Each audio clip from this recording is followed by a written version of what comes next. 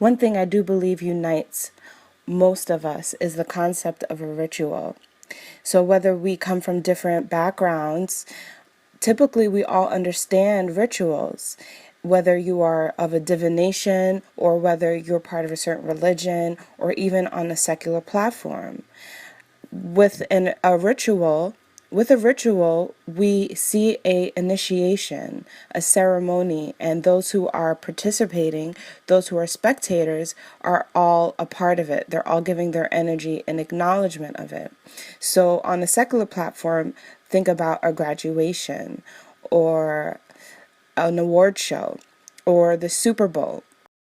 The idea is that you're transitioning into something else, another part of your life or another part of yourself. So even when we think about Super Bowl, right, the teams are changing, right? Their status or title within the secular world is changing. There's a new champion. So with that being said, pretty much we can all unify on the idea that rituals do occur. And depending on the order that you're part of will depend on what the ceremony looks like and what is the initiate having to do, and who they're going to become depends on what that is. When we look at the dictionary, it says specifically a ritual is a religious or solemn ceremony consisting of a series of actions performed according to a prescribed order. She begins her transition in the womb, saying, fasted for 60 days, wore white, abstained from mirrors, abstained from sex, slowly did not speak another word. In that time, my hair, I grew past my ankles. I slept on a mat on the floor. I swallowed a sword. I levitated, went to the basement, confessed my sins, and was baptized in the river. I got on my knees and said, Amen, and said, I mean. Now, fasted for 60 days, that is a cleanse, but also, what is a cleanse? A cleanse is the idea of going back to the canvas, which is why wore white is like the white canvas, the brand new blank canvas. Purity as well. Abstain from mirrors. That also has a lot to do with the ego. The mirror represents the other self, so abstaining from mirrors. Abstain from sex. Abstain from sex. Now that is, to me, like the idea of sex magic and the concept of staying pure from mixing with energy.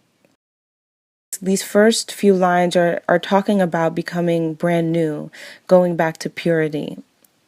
And we do see that theme of purity is really interconnected within different ideologies. In that time, my hair, I grew past my ankles. Time has a lot to do with cycles. And maybe in that time, saying that was then, this is now, this is different. So I'm telling you my story. I slept on the mat on the floor. Now, this is very interesting because I get the image of Catholicism and rituals that have to do with restricted from having any sort of luxury or any sort of pleasures. So I slept on the mat on the floor, to me sounds a lot like there's a restriction of the pleasures. When I see mat, I also see ma'at. So I also see that the words could be interpreted in various ways. There's different ways in which you could see this as Catholicism, but maybe you could see it in a different way from Egyptian Kemetic knowledge of the deities that are actually worshipped in that practice. So I slept on ma'at, on the floor. So I'm looking at it from all angles. I'm looking at it from how the words are spelled, I mean, and also how it sounds, Amin. And then interpreting Amin and connecting that to the god Amun. You can see it from whomever is listening, that they might see it from a Christian point of view, or they might see it from Kemetic knowledge and the gods in that point of view. Another connection would be Amin is the god that the Jewish praise. So when she says I mean, she also may be saying that she once praised the Jewish God, Amin. I whipped my own back and asked for dominion at your feet. I threw myself into a volcano. I drank the blood. I drank the wine. I sat alone and begged and bent at the waist for God. So this is already bringing images to me of Catholicism. I whip my own back and ask for dominion at your feet makes me think about self-flagellation.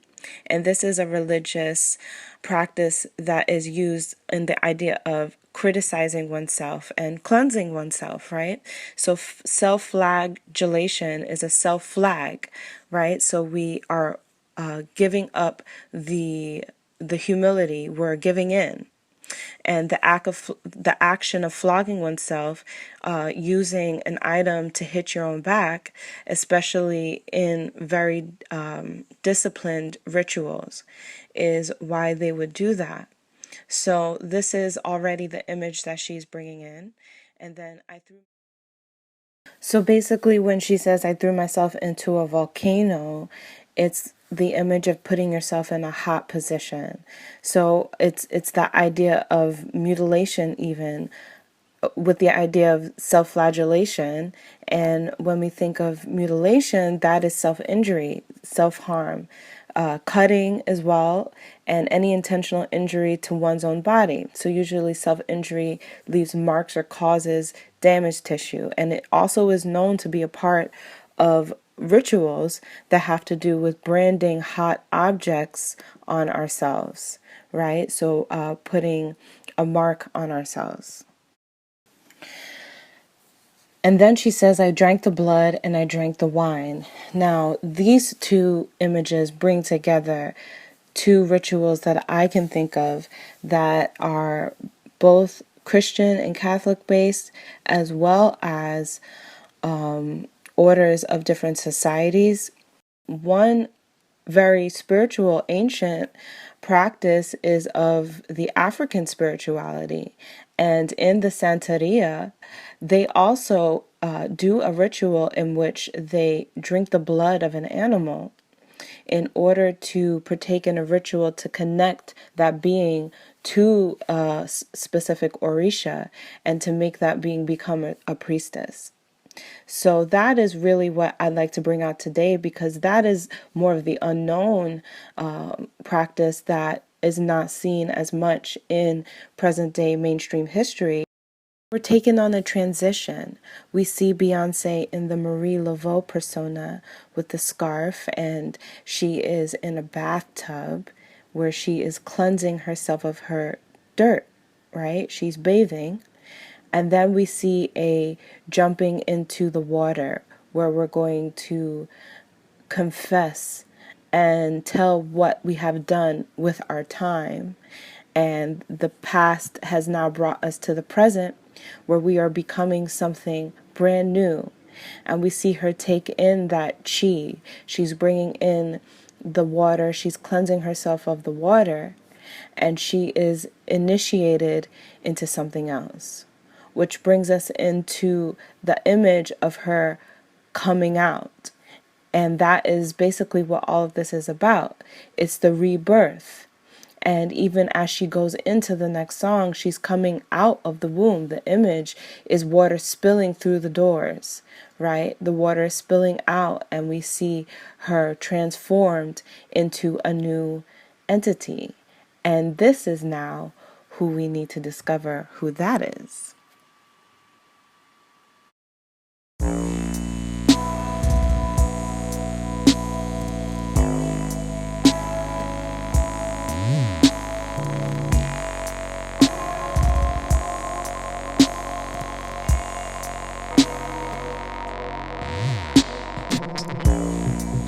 She comes out of the doors, almost like coming in a rebirth, right?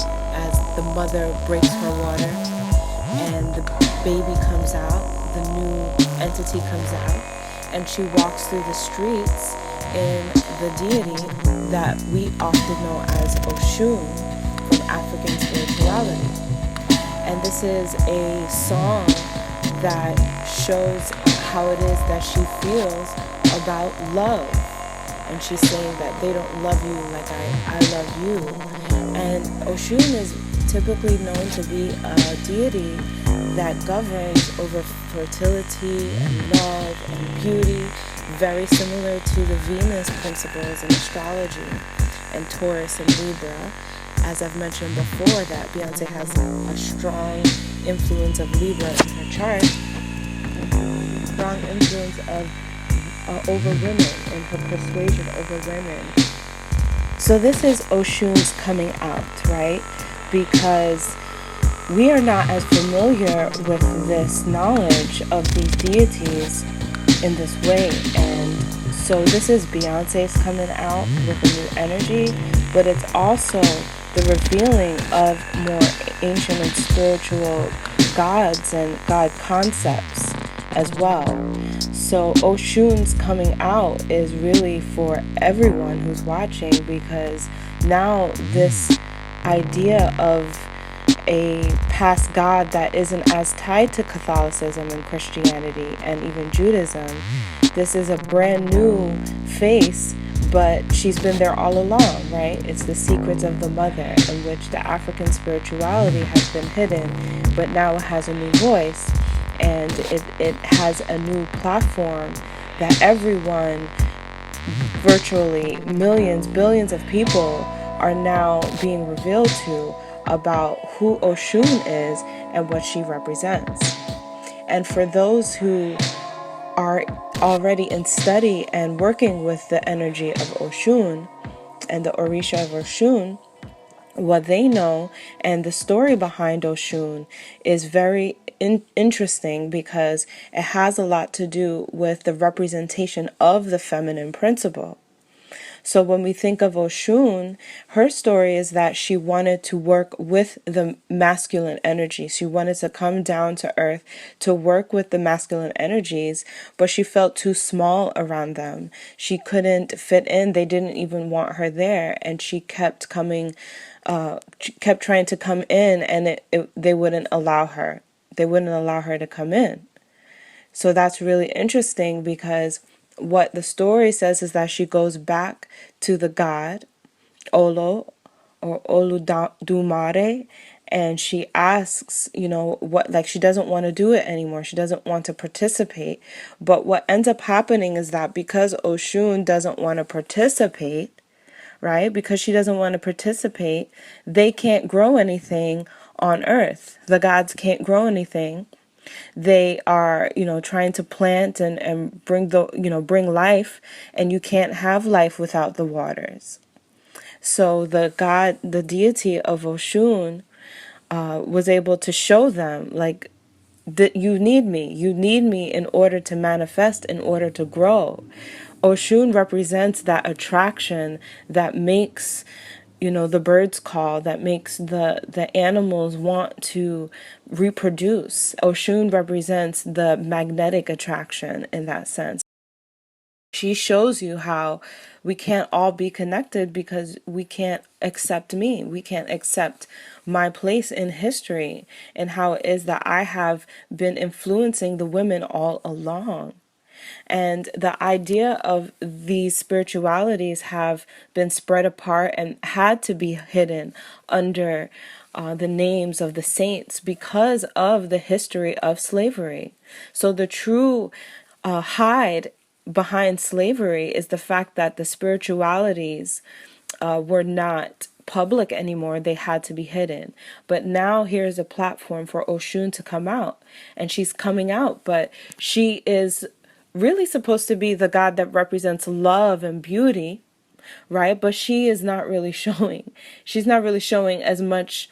She's singing, I love you, but Oshun is coming out and taking the bat, who I'm going to refer to as Lucille from The Walking Dead. She takes out the bat, and it has hot sauce written on it, and she's out there crushing the cars. So that's interesting as well, because as I've mentioned before, the cars are the chariot. Cars are the machines that hold karma, in the sense, right? Karma. So she's out here crushing all of the karma. She is really really upset. This is Oshun that is channeling that darker energy, and she's enjoying it. She's here, but the masculine energies didn't want her, so she came to crush karma. She came to crush karma in the images that we see. So this is why we see all of the cars in the song. We see them sitting out, just taking over the streets. The cars are in the streets, right? The karma's in the streets, and Oshun is coming out and crushing it. She's smashing it, and she's even got the monster truck, the moon star, the monster truck, crushing the karma, the cars.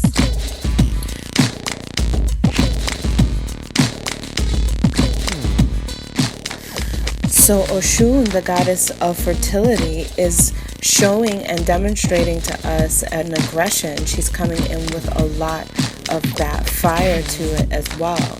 And so what we see are these images of her crushing the cars and the hydrants. And the hydrant is really interesting to me because it is yellow like a lemon, right? So it's like bitter, and she's hitting the bat, right? And she's hitting the hydrant, and it explodes. And this is a representation of Oshun being the goddess of fertility. She brings that attraction. She brings that explosion. When you think about the big bang of sex, right? So Oshun is coming in and she's banging out the explosions. That's what is showing to us here. This is how she feels that she can be represented on these streets.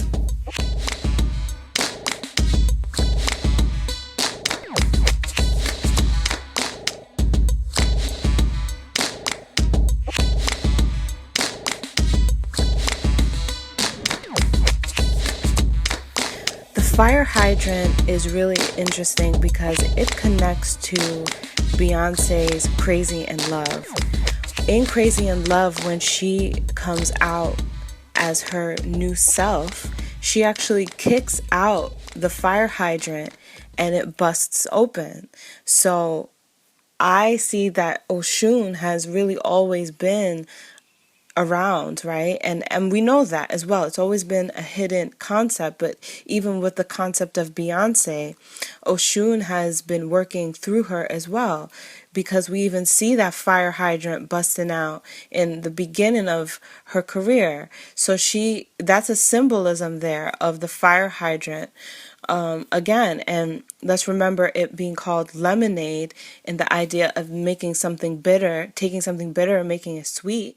You know, the fire hydrant is colored like yellow, like the lemon. So when Oshun hits it, she makes that bitterness. She is squeezing out the bitter fire hydrant and making something else. She's making a concoction out of it. In that idea of alchemy and making something else, making the bitter lemon turn into lemonade.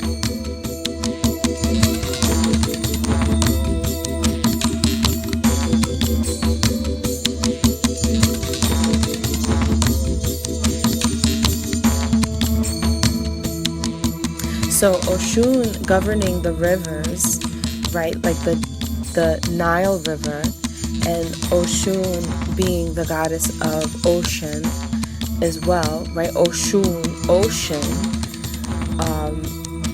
She is creating an ocean. She is busting out the rivers. And these are the images in their most loving but aggressive way, is showing you about her abilities in how it is that she governs fertility.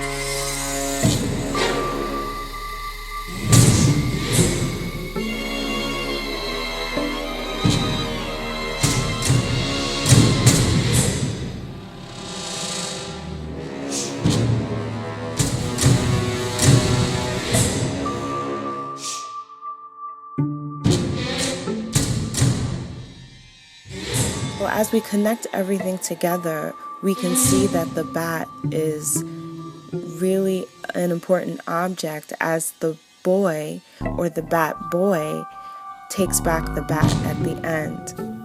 And as I've said before, in Walking Dead, the bat is called Lucille. So what is connecting here is that Lucille, the bat, is a girl, right? The bat is a girl, and Lucille, the Batman, is what gave her the bat. So we put all the dots together, and we can see that the depiction of Lucille is Oshun holding Lucille. So Oshun is holding the bat. So if we take all of the images and just use them to put it together, we can see an interstory happening here. And as we develop, we go back to the basement. Now the basement is interesting because in this depiction, it comes off as the parking lot.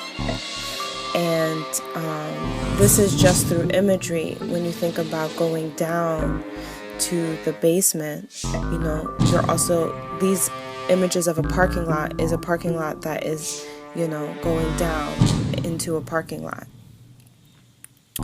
And as she tells us the story, we come across the image of women worshiping a moon. That's how I depict this image, because they're dancing together and then they open up themselves almost in praise to the light above them, right? So the basement and the parking lot, like going down, all of that has to do with darkness. Those are more connected to darkness. So this is why the light at the top, to me, is more about the moon versus than the sun, because of the imagery that we're going down, and that the idea is to go dark. And then we go into anger as the next image. So this is interesting because the anger is also the angel, but it's changed. The anger is not an angel anymore. And when she has a song actually that says, "I'm no angel." So when she transitions out of this, we see anger pop up, and this is an emotion, but it's also symbolism of the idea of the angel has changed. The parade is really cool because the marching band is a very important part of a funeral procession in New Orleans and in that culture. So the parade is tied to the Marie Laveau depiction as well, but the art of the drumming is even deeper than that. So when we go deeper than that, we see that the drumming is tied to African spirituality, and specifically in Yoruba and in Nigerian practices, they would use the drum and the dance to evoke a certain spirit and deity into the ritual.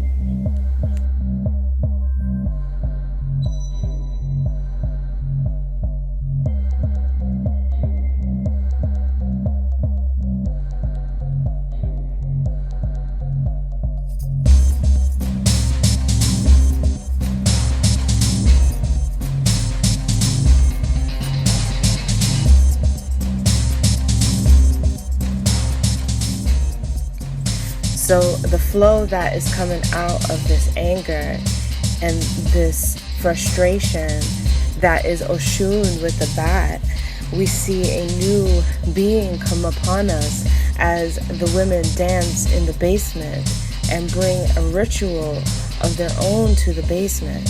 And the being is this figure that holds the chinchilla with the ankh. Now, we've never seen this real swag before, with the ankh coming out, and it's glossed in diamonds. It's shining bright, right? Just like how the moon was shining under the women. And the Ankh is a very important symbol, and the revealing of the Ankh is really essential because so far we have only seen the cross. So bringing the Ankh brings out the secrets of ancient Kemet and the symbolism of what that stood for. And the Ankh is the ocean. It is the representation of the moon. And it also is tied to the representation of the Trinity. Now, the Trinity is considered to be various different interpretations. Most commonly, the Father, the Son, and the Holy Spirit. Now, the Ankh is also represented as Venus, the symbol of Venus as well. And Venus represents the feminine. And Venus is the ruler over Taurus and Libra. So we're seeing now that true destiny and the planetary cosmic energy is showing itself now. The secrets of that energy is now coming out to the light for people to understand it and to see in the forefront, even now as equal to as the cross, because of the platform that we are having it being presented on. Now, the ocean is also represented in the Ankh because the ocean is the round area of the Ankh. The Ankh is also considered to be like a key. The Ankh is like a key in the sense of it being a moon key, and it is a moon key because it holds the ocean, and what governs the ocean? It is the moon. So we're seeing the moon being glossed out with diamonds, and the Ankh being considered also Venus. When we think about the morning star,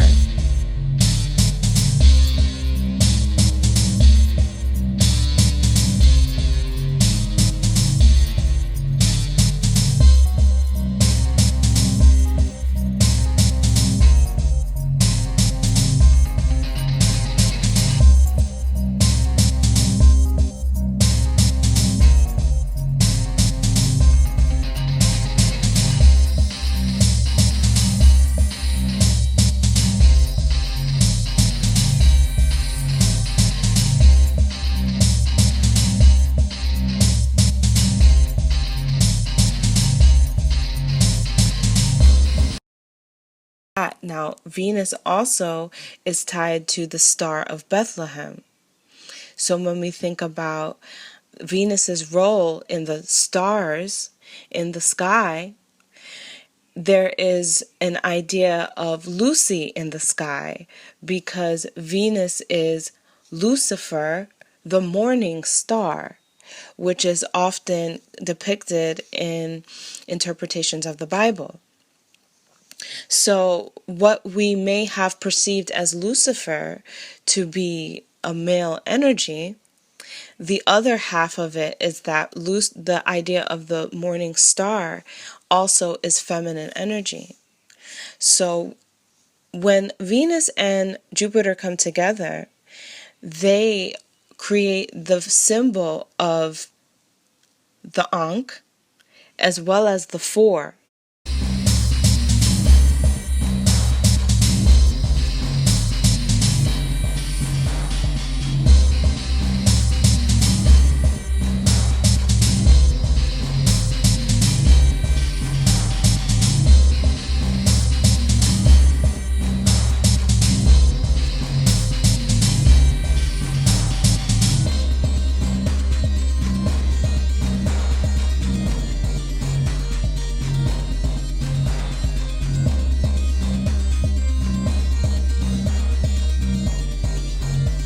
So now we can take it all the way back to formation when Beyonce shows the necklaces, the diamond necklaces, and then she shows us at the top of the Lemonade video that she's dropping off of the house.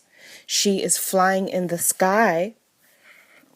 with her diamond necklaces, that she is representing Lucy in the sky, like Lucy in the sky with diamonds, like Rihanna's diamonds. So we see this pattern in the symbology now showing itself, the secrets connecting to each other, the dots coming all together. And as we continue to see that everything is connected, she comes out with that swag that she has demonstrated before, and she talks about a God complex, and she's showing to us that she has come into a new kind of self, a new entity, and we see now that she is under an X-ray vision, and the X-ray is the womb fire, right? So the X is the womb and the ray is the rays of the light. So the fire of the moon, basically the light of the moon. The X-ray is also, in regular terms, what is measured to be underneath. The Ankh is also an image of an immortal. And so when we see the concept of the Ankh being presented to us, it's important to recognize that in ancient times, whenever we looked at the images and interpreted the symbology, it was often said that the deity that was holding the Ankh was an immortal. Really important moment to see here is when she says God is God and I am not. Very important to distinctively make the difference and to point it out, I believe, is something to bring out, because we are talking about immortal and then we're talking about God, and recognizing the difference and really making that clear. So this is an important message. A lot of people can resonate with that concept about not being God, but then who is God would definitely be the second question that is trying to be answered. So that will leave there, but I just wanted to bring that out.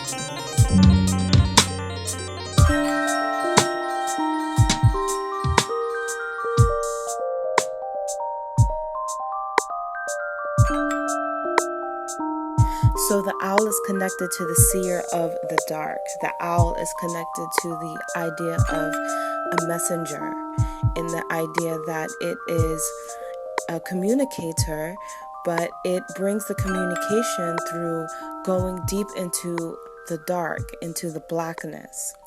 And the black color, actually, blackness, has been a theme here, because when we think about the X and Malcolm X and the fight for black freedom or civil rights, black is a multi-layered symbol in its own. So along with that, black also is the color of certain societies that worshipped Saturn. And Saturn is depicted through their fashion in the color of black. So the owl itself is able to see through the Saturnian energy. And so the owl is a very important figure because it connects us actually to the Super Bowl.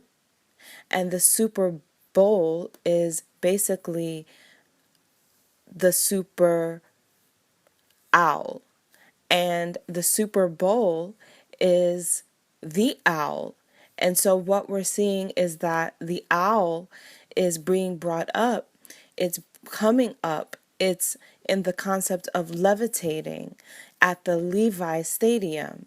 So the owl is bringing out the secrets of the dark, right? So we've seen the secrets of the mother, but what about the symbolism that has been connected to Saturn?